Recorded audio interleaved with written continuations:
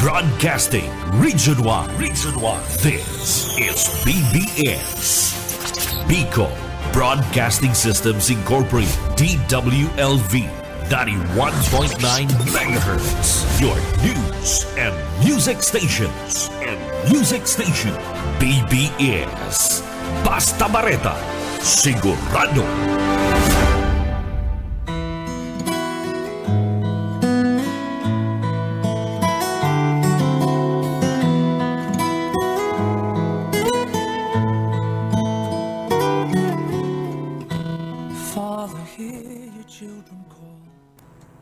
Magandang umaga po, Bicolandia. Magandang umaga po sa probinsya ng Camarines Sur. At magandang umaga po dito sa lungsod ng Naga. Magandang umaga po sa lahat ng naghihintay na, nakaantabay na sa kanilang mga radyo. At live po tayo ngayon sa Facebook. Magandang umaga po sa inyong lahat. Samantalang kayo ay marahil nagkakape. Marahil ang iba ay kagigising pa lang, ang iba ay kabubukas lang ng radyo, ang iba naman ay nakahanda na para pumunta dyan sa public market para mamili ng mga mumurahing mga mura pa kasi sa bagsakan ho binibili. So magandang umaga po sa lahat ng mga kaibigan ko dyan sa market, mga vendor at mga baggage boy. Magandang umaga po sa inyong lahat. Sa ngalan po ng Alliance of Ministries of Metro Naga Incorporated, ako po ang inyong lingkod na maririnig sa radyo, mapapanood live. Ako po si Pastor Luis Bolaños from Jesus Christ to the World Mission. At sa technical side, ating po makakasama si Sir Stephen Pavis. Sa loob po ng kalahating oras, dito po sa biyaya sa pagkaaga ay sama-sama ho nating pakinggan, basahin, pag-aralan ang mga aral ng Panginoong Diyos bago po natin harapin ang buong maghapon. Binabati ko rin po ng magandang umaga ang chairman po ng AMNI, si Bishop Rodel Lopez, at ang vice chairman, si Bishop Jose Bergantin, at ang mga execom at ang mga kasamahan kong AMNI Board of Trustees at sa lahat ng AMNI Pastors. Magandang umaga sa inyong lahat. Binabati ko rin po ng magandang umaga ang founding chairman ng Jesus Christ to the World Mission, si Bishop Roger Binaflor, at ang senior pastor ng GCWM, Pastor David Binaflor. Magandang umaga. Binabati ko rin ng magandang umaga ang aking mga kasamahan sa Christian Riders, sa pamumuno ni Pastor Richard Azuela at sa lahat ng mga ka-riders ng Christian Riders. Magandang umaga din po kay Sir Luis R. San Jose Jr. at kay Ma'am Eva Agregado. Magandang umaga din po kay Ma'am Lourdes Garrido. Magandang umaga sa lahat po ng aking mga kapatiran, kasamahan sa Jesus Christ to the World Mission. Binabati ko rin po ng magandang umaga si Pastor Pat Aguilar, si Pastor Chusi Aguilar at ang buong pamilya. Magandang umaga din po kay Ma'am Mila Castañeda Bildad. Hindi ko alam kung Castaneda po ito o Castañeda, wala lang pong inyi. Magandang umaga po sa inyong lahat. So, dahil napakaiksi ng ating minuto, magsisimula na po tayo at nawa ay mayroon tayong pagnanais na bago natin harapin ang buong maghapon ay gabayan tayo ng liwanag ng salita ng Diyos ngayong umaga. So, hindi ko man ho mabanggit ang lahat ng nanonood live. Minsan kasi hindi nalabas sa screen ang inyong pangalan, kaya minsan hindi ko yung nababati at nakikita ko na lang pagtapos na. Okay po, so tuloy-tuloy na ho tayo. At ngayong umaga ay dahil palapit na tayo ng palapit sa mahal na araw, ang lahat po ng aking tinatalakay dito at maging doon sa mga ina-assign ko po dito magsasalita sa biyaya sa pagkaaga, ang paksa na ibinibigay ko po ay lahat ay may kaugnayan sa papalapit na mahal na araw, sapagkat mahalaga na ito ay atin din talagang inaalala. Kasi pagka ito ay hindi na naalala ng tao, delikado. Kasi ang tao masyado nang nabubuhay sa pagsuway sa Panginoon, sa iba't ibang uri ng mga kasalanan na para bagang walang Hesukristong namatay sa krus ng Kalbaryo 1,000 taon na ang nakalilipas. Ngayong umaga may 3 bagay akong itatalakayin sa inyo. 3 katotohanang ating pag-aaralan. Una, the pain Jesus Christ suffered. Number 2, the penalty Jesus Christ satisfied. Number 3, the purpose Jesus Christ served. So yan ang ating pagtatalakayin ngayong umaga, at ito ay manggagaling dito po sa bahagi ng banal na kasulatan, dito po sa Lumang Tipan, sa aklat ni Isayas, kabanatang 53, talatang 4. Ganito po ang nasusulat. Ang totoo, tiniis niya ang mga sakit at mga kalungkutang dapat sanay tayo ang dumanas. Ang akala natin ay pinarusahan siya ng Diyos dahil sa kanyang mga kasalanan. Manalangin muna po tayo. Aming Ama sa langit, sa mga oras pong ito, habang aming pag-aaralan, pakikinggan at babasahin ang mga bahagi sa banal na kasulatan, hayaan po ninyo na bigyan po ninyo kami ng kaliwanagan. Ang Espiritong Banal ang mangusap sa lahat po ng makikinig sa mga oras na ito.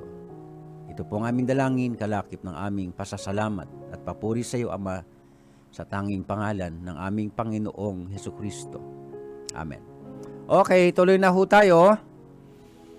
So, sinabi ko po kanina sa aking introduction na 3 bagay ang aking tatalakayin ngayong umaga from Isaiah chapter 53 verse 4. Una, tatalakayin ko po sa inyo the pain Jesus Christ suffered. Yung mga hirap, yung mga sakit, yung mga pagdurusang kanyang pinagdusahan dahil sa ating mga kasalanan. Sabi nga po dito sa kababasa ko lamang sa Isayas 53, talatang 4, ang sabi rito, tingnan nyo po, pinagdiinan po rito lalo sa Tagalog translation, ang totoo. Yan, ito pang sabi, ang totoo. So ibig sabihin, dapat nating malaman ang totoo tungkol sa kung bakit sukat na lamang na ibigay ng Diyos Ama ang kanyang bugtong na anak, ang Panginoong Kristo, upang siya ay magdusa dahil sa kasalanan ko, sa kasalanan mo, sa kasalanan ng sangkatauhan. Kaya ipinagdidiin nandito ang totoo. So dapat talagang malaman ang totoo. Huwag kakatha ang tao ng kung ano-anong mga paliwanag na hindi naman angkop sa totoong nangyari. That's why, dito po sa kababasa natin, pinagdiinan ng salitang ang totoo. Magandang umaga din po sa aking kaibigan, si Abraham Bulusan. Salamat po sa panunood. So, mahalaga na ito ay ating maintindihan. Dahil pwede na sa moderno nating panahon, pwedeng pilipitin ang katotohanan at palabasing walang naganap. Katulad noon pa man di ba? Kung nagbabasa kayo ng banal na kasulatan, mula nung mabuhay muli ang Panginoong Kristo, mayroon na nung panahon pa na nagsabi na ipamalita daw na hindi siya nabuhay uli, di ba? O di, lalo naman ngayon sa ating panahon, di ba? Pwedeng pilipitin ang katotohanan at katunayan pinipilipit talaga. May mga nagsasabi na wala talagang Panginoong Kristong namatay, walang Panginoong Kristong muling nabuhay, at wala talagang Panginoong Kristong ipinako sa krus. Sabi ng mga baluktot na mga tao. Pero dito sa kababasa ko lamang, ang sabi dito, ang totoo. So ipinagdidiinan ng salitang, ito ang totoo. Ano ang totoo? Na ang Panginoong Kristo, ang ayon dito sa Isaiah 53:4, tiniis niya ang mga sakit at mga kalungkutang dapat sanay tayo ang dumanas. So yan ang totoo, mga mahal kong mga tagapakinig. Ano ang totoo? That Jesus Christ suffered for us. The pain Jesus Christ suffered. Yung mga lungkot, hirap, sakit, na sana tayo dapat diba? Tayo dapat ang dumanas nito Tayo yung nagkasala Tayo dapat yung parusahan Pero lahat ng sakit, yung mga pain, tiniis lahat yun ng Panginoon Kristo hanggang siya ay ipako sa krus at hanggang siya ay mamatay. Kaya nga lagi kong sinasabi, pagka nakakakita ko ng mga krus na may nakapako pa, nai-imagine ba natin, mga mahal kong mga tagapakinig, gusto mo ba lagi nakikita yung krus na yan na may nakapako? Samantalang, ang dahilan ng kanyang pagkakapako sa krus dahil sa iyo, dahil sa akin, dahil sa sangkatauhan, sa pagkakasala natin. Tapos hanggang ngayon, may makikita tayong mga krus, may nakapako. Kaya mo bang tingnan lagi na yan ay may nakapako? Pero ang katotohanan, hindi siya nanatiling nakapako. Nung mamatay ang Panginoon Kristo, ibinaba siya sa krus. Diba? Inilibing. Pagkatapos ng 3 araw, nabuhay siya uli. That's why, wala talagang Panginoong Kristong nanatiling nakapako. Kaya dapat sana, kung akong tatanungin nyo, sa liwanag ng Ebanghelyo ng Panginoon, wala na dapat may nakapako sa mga krus. Ano po? Para bagang gustong-gusto pa nating nakikita na ang Panginoon ay nanatiling nakapako. Na samantalang tayo nga ang dapat ipinako Kaya dito sa ating pinag-aaralan, mahalagang maintindihan natin ang sabi rito, ang totoo. Bibigyan ko yan ng emphasis. Ang totoo, tiniis niya ang mga sakit. Bakit niya tiniis? Para sa ating lahat. Mahalagang maintindihan natin yan, mga mahal kong mga tagapakinig. Kaya sinasabi ko nga po kung sakali mang may mga tinitiis din tayo, is okay lang. Lalo na nga kung ang pagtitiis natin ay deserve lang talaga tayong magtiis. Halimbawa, may mga ginagawa tayong kasalanan, mga maling desisyon, mga maling pagpili. Siyempre may bunga yan May epekto yan, may resulta yan. Ang mga mali nating desisyon sa buhay, laging may bunga. Ang bunga niyan, pagtitiis talaga. Tayo din ang magdudusa kapag tayo ay gumagawa ng mga kasalanan. Natural yun deserve lang tayo doon. Pero ang Panginoong Kristo, hindi siya deserve para magdusa. Tandaan natin yan, mga mahal kong mga tagapakinig. Hindi siya deserving, hindi siya deserve para doon. Tayo dapat ang nagdusa. Kasi tayo ang nagkasala. Kaya ngayong mga oras na ito, kung sakali mang may tinitiis ka, at yan ay resulta ng kasalanan mo, ang dapat, magpakumbaba tayo sa Panginoon. Kasi deserve lang talaga tayo.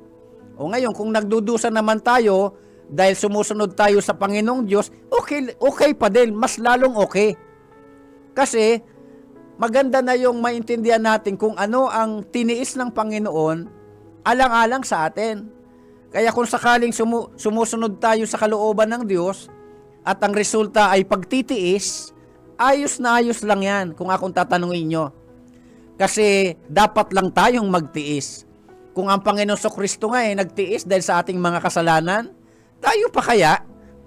Lalo na nga, karamihan sa ating mga pagtitiis, bunga ng ating mga kapalpakan. Diba? Magandang umaga po muli kay Ma'am Lourdes Garrido. Pag-isipan nating mabuti yan, mga mahal kong mga tagapakinig. Minsan kasi, kung makareklamo tayo, ganun na lang.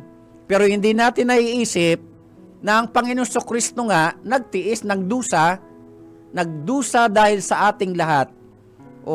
Ngayon, kung ikaw man ay nagdurusa dahil sa ginawa mong kasalanan, o ginawa kong kasalanan, deserve lang tayo. Dapat lang talaga tayong parusahan. Actually, kung nagbabasa kayo ng banal na kasulatan, sinasabi po ng Roma, Kabanatang 6, talatang 23, ang kabayaran ng kasalanan, kamatayan. O, bibigyan ko ng din yung salitang may bayad ang kasalanan. Ang kabayaran ng kasalanan. O, may bayad ang kasalanan. Bawat kasalanan ng ating ginagawa, may bayad. At sa totoo lang, kung nagbabasa talaga tayo ng banal na kasulatan mula pa sa lumang tipan, ito ang dahilan kung bakit kailangang suguin ng Diyos Ama ang Panginoong Kristo para bayaran ang ating kasalanan. Tatalakayin din natin yan mamaya-maya. O, kaya ang una kong tinatalakay ngayon, the pain Jesus Christ suffered. Yung mga pagdurusa niya, yung pinagdaanan niyang dusa, yung lungkot, yung sakit na para sa atin sanang lahat. O uulitin ko, mahal kong kaibigan, kung sakali ngayon ay grabe ang tiisin mo sa buhay, at yan ay resulta ng iyong mga maling desisyon, binaliwala mo ang banal na kalooban ng Panginoong Diyos, deserve ka lang dyan. Ako personally, sa mga pinagdaanan ko rin pagdurusa dahil sa nagawa kong kasalanan, deserve lang ako. Deserve ko lang yun. Kailangan ko lang talagang pagdaanan yun. Ginawa ko yun eh. O ganun din naman sana tayo. Pag may mga ginagawa tayong kasalanan laban sa Panginoong Diyos at pinagdudusahan natin ang epekto noon, okay lang. O, ang dapat nating maging response, magpakumbaba. O, Panginoon, patawarin niyo po ako sa mga nagawa kong mga maling desisyon. At ngayon, inaani ko, tulungan mo ako makayanan ko ito. Malampasan ko ito. Dapat mag-submit tayo doon sa parusang laan ng Diyos sa bawat nagkakasala. Katulad ng pinagdaanan ng Panginoong Kristo na nagdusa siya, hindi sa kasalanan niya, kasi wala naman siyang kasalanan, kundi kasalanan nating lahat. Magandang umaga po kay Sir Lauro Rivera San Jose. So mahalagang maintindihan natin yan. So pangalawa, the penalty Jesus Christ satisfied. Why satisfied? Kasi po, itong lagi kong sinasabi, alimbawa, ngayong papalapit na Semana Santa, may nakikita po akong mga nagpapapako din sa krus. For what? For what, mga kaibigan? Bakit po kailangan may magpapako pa dyan sa krus? Kahit pa sabihin may tao na magaya niya ang pagpapako ng Panginoon Kristo, at kahit pa sabing mamatay siya dyan sa krus na yan, hindi siya karapat-dapat.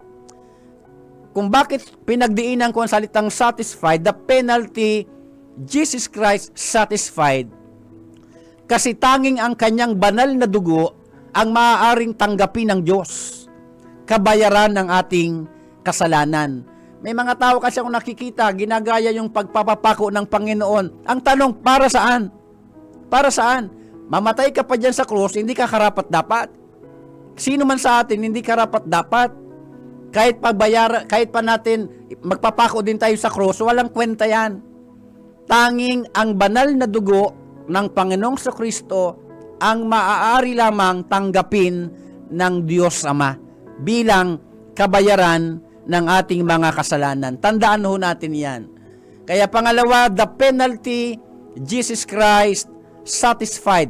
Pinagdiinan kong salitang satisfied kasi sa dugo lamang ng Panginoong Kristo masasatisfy ang Panginoong Ama, ang Diyos Ama. Magandang umaga po kay Bishop Rodel Lopez.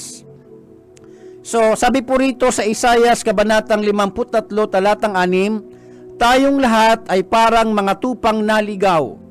Bawat isa sa atin ay gumawa ng nais nating gawin. Pero siya ang pinarusahan ng Panginoon ng parusang dapat sana ay para sa ating lahat. The penalty, Jesus Christ satisfied. Yun lang ang nakasatisfy sa Ama. Yung kanyang dugo na nabuhos sa krus. Yung kanyang ginawang pagbayad sa ating mga kasalanan. Kaya ngayong Semana Santa, mga mahal kong mga kaibigan, sa papalapit na Semana Santa, mahalagang maintindihan natin, alam nyo, parang prangkahan na po ito mga kaibigan, wala na po dapat may nagpapapako sa krus. Para sa ano? Para sa kayabangan? O bakit ka nagpapapako dyan sa krus? Para bayaran ang kasalanan mo? Hindi mo kayang bayaran ang kasalanan mo. Hindi natin kayang bayaran ang ating kasalanan. Kahit pa magpapako ka sa krus. Magandang umaga po kay Sir Ray Pabico. So mahalagang maintindihan natin ito. Kapusungan sa Diyos yan eh. Ang dapat nating maging response, ngayong nalaman natin na ang Panginoon sa Kristo pala ay nagdusa at nagbayad ng ating mga kasalanan, ano ang dapat nating maging tugon? Ano po, kung may Biblia kayong katabi, pwede niyong buksan ang inyong Biblia sa unang Pedro, Kabanatang 2, talatang 24.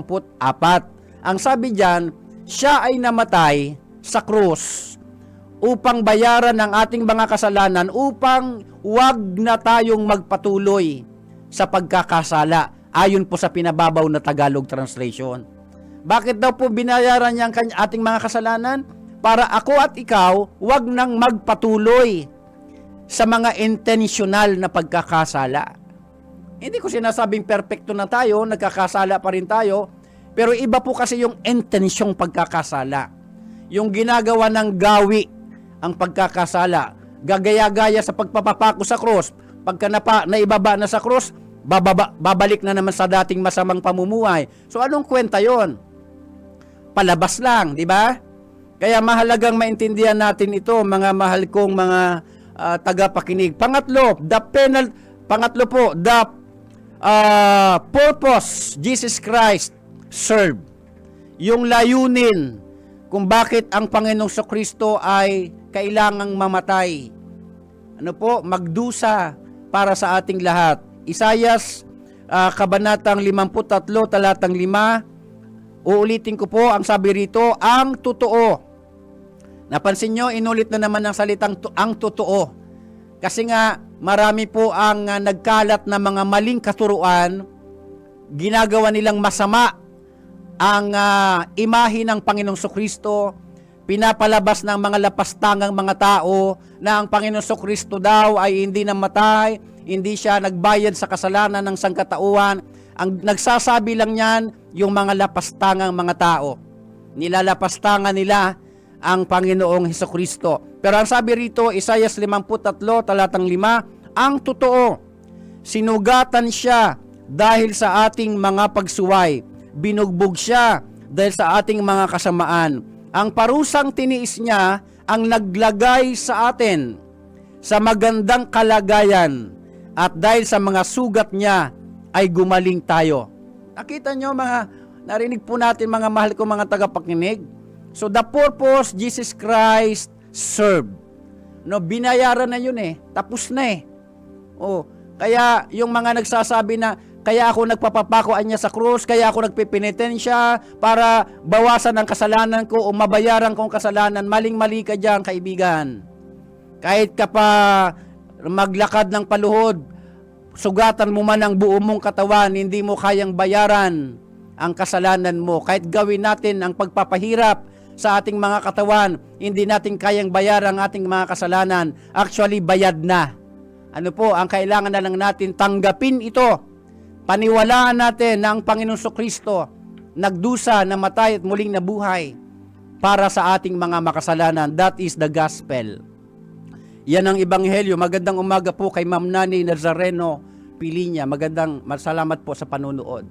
So mahalagang maintindihan natin ito, mga mahal ko mga tagapakinig. Bayad na tayo. Okay? Unang Korinto Kabanatang 6, talatang 20. 'Di ba? Tayo ay tinubos na. Oh, ang ipinangtubos niya yung kanyang banal na dugo. Kaya hindi ito pwedeng ikumpara, kahit pa sabihin na may mga taong nagpapapako din sa krus at totoong dumadanak din ang kanilang dugo. Walang kwenta yon. Makasalanang dugo yon. Tandaan natin yan. Ipagdidiidan ko yan. Kahit pa bumulwak ang dugo sa ating puso habang tayo nagpapako sa krus katulad ng Panginoon. Kahit pa dumanak ang dugo mo dyan, makasalanang dugo yan. Ang maaari lamang tanggapin ng Ama, yung dugo ng Panginoong Kristo, dahil yun ay banal na dugo. Yun lamang ang makakasatisfy sa Ama para bayaran ang ating mga kasalanan. Alam niyo ang lawak nito, but again, ang pinag-aaralan po natin ngayong umaga ay tatlong bagay. Una, the pain Jesus Christ suffered. Number 2, the penalty Jesus Christ satisfied. Number 3, the purpose Jesus Christ served. Yan ang pinag-aralan natin ngayong umaga at sana'y nabigyan tayo ng paalaala na ngayong papalapit na mahal na araw, dapat nating maisip, bayad na tayo. Ang kailangan na lang natin ay mag-respond positively. Paano? Tuluyan na nating iwanan ang mga intentional na pagkakasala. Magandang umaga po kay Ma'am Nelda Mabait. Yan. So, pasensya na po, yung po bang bigkas ng yung pangalan, ng yung apelyido. Okay po. So, hanggang dito na lamang at sana'y naliwanagan ho tayo at napaalalahanan ng mga aral ng Panginoon. Ito pong pinili ko pong kanta na ipi-play ngayon ng ating technician. Pakinggan ho ninyo, ang ganda, lalo na ang mensahe. So manalangin po tayo. Marami pong salamat, Ama, sa paalaala ng iyong banal na salita ngayong umaga. Salamat po sa iyong labis-labis na pagmamahal sa amin kahit kami makasalanan. Salamat po sa lahat ng hirap na tiniis ng Panginoong Sukristo para lamang kami ay tubusin. Marami pong salamat, Ama. Pagpalaan niyo lahat ng nakinig at nanood. Pagpalaan niyo po ang stasyong ito ng DWLV 91.9 FM. Pagpalaan niyo po ang biyaya sa pagkaaga. Pagpalaan niyo po ang lahat ng staff. Pagpalaan niyo po ang buong Villaferte family. Pagpalaan niyo po si Ma'am Lalaine Villaferte Abonal, ang aming sponsor. Marami pong salamat sa pangalan, Ama, ng aming Panginoong Sukristo. Amen. Magandang umaga po sa inyong lahat. By the way, magandang umaga po kay Sir Jake Ortiga. Bye-bye po.